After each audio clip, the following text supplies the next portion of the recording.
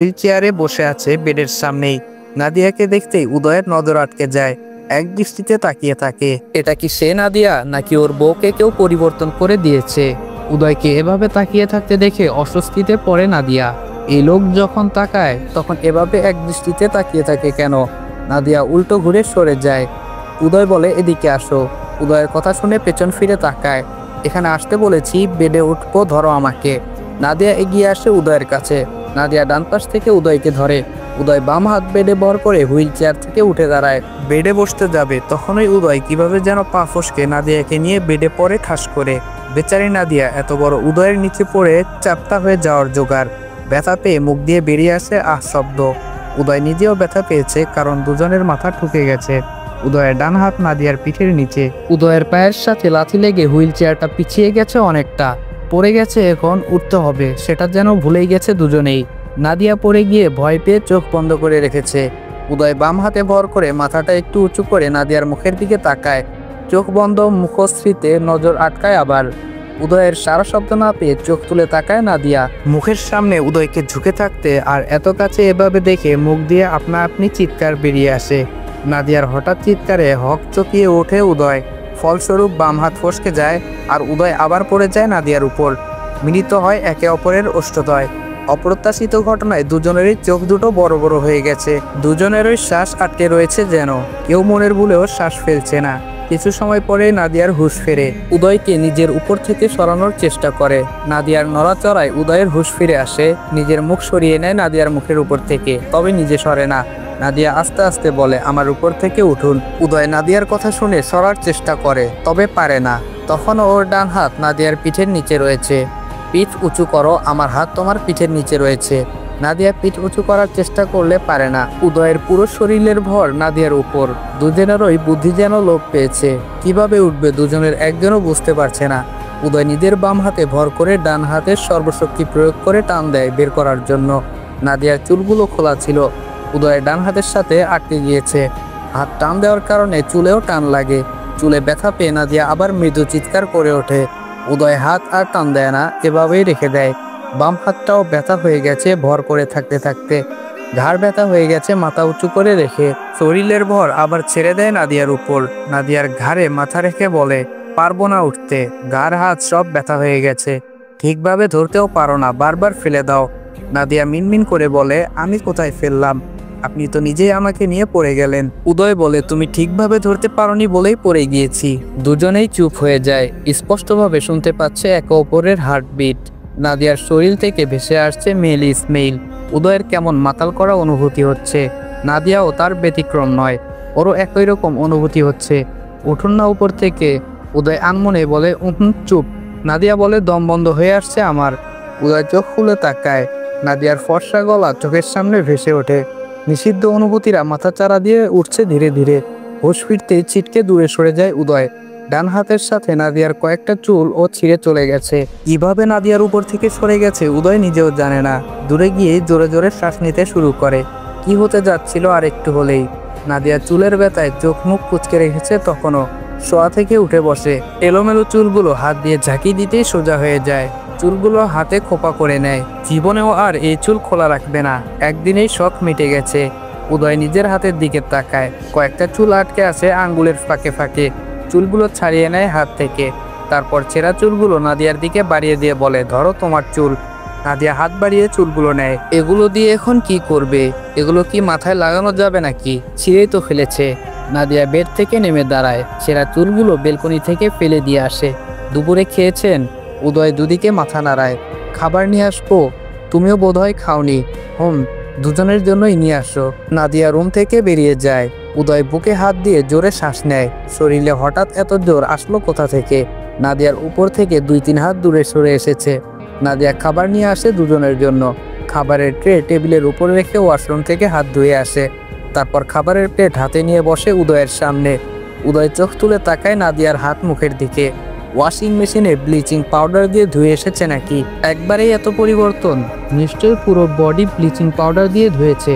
বলেছিল চুলগুলো keratin treatment করিয়ে নিয়ে আসতে, কিন্তু উষা তো ওর পুরো বউটাকেই পরিবর্তন করে নিয়ে এসেছে। এর জন্যই বোধহয় এত সময় লেগেছে। এখন দুজনের গায়ের রং একই রকম।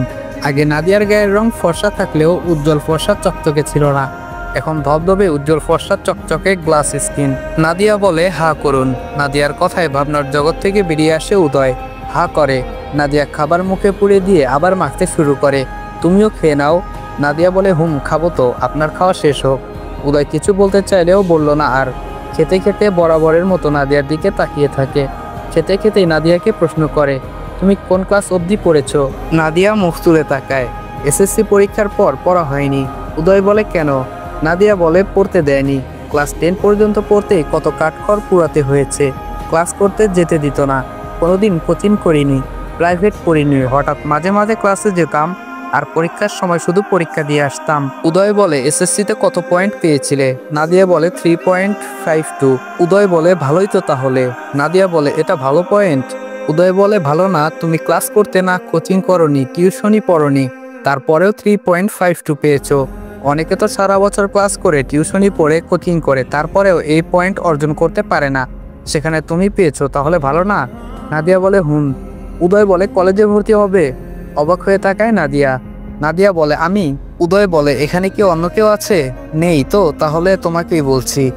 নাদিয়া বলে আমি পড়ার জন্য কলেজে গেলে আপনাকে দেখবে কে, আপনার খেয়াল রাখবে কে?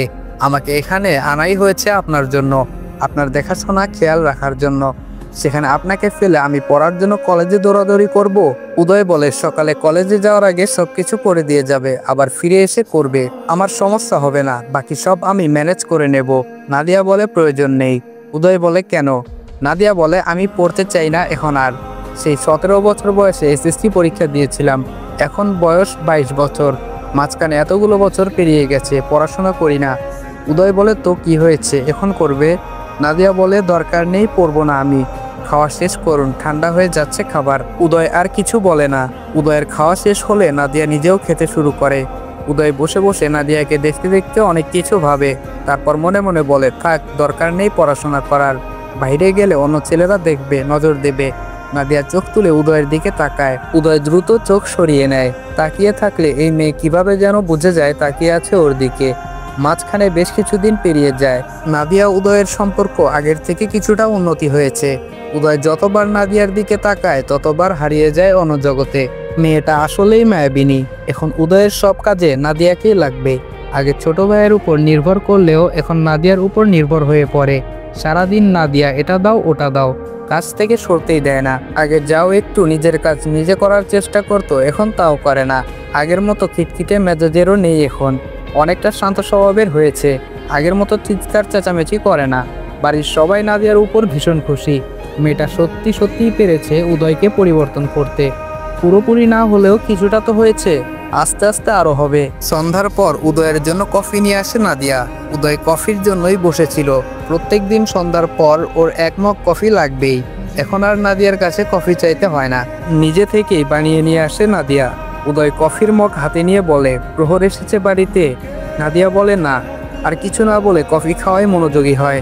নাদিয়া বেডের একপাশে বসে থাকে। এটা ওর ডিউটি বলা চলে।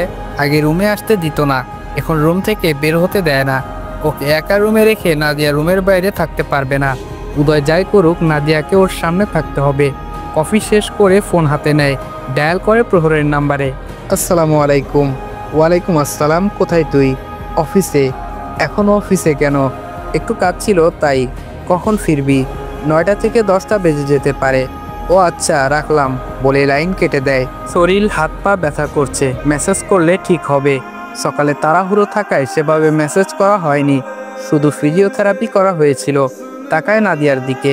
সবাই যখন করতে পারে তাহলে মেসেজও করতে পারবে। প্রহর আমাকে কিভাবে মেসেজ দেয়, ব্যায়াম করায়, দেখেছো না?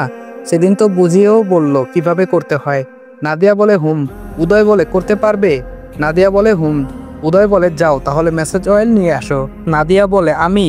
উদয় বলে তোকে, তাড়াতাড়ি নিয়ে আসো, পুরো বডি ব্যথা করছে, মনে হচ্ছে ভেতর থেকে কেউ কামড়াচ্ছে যেন।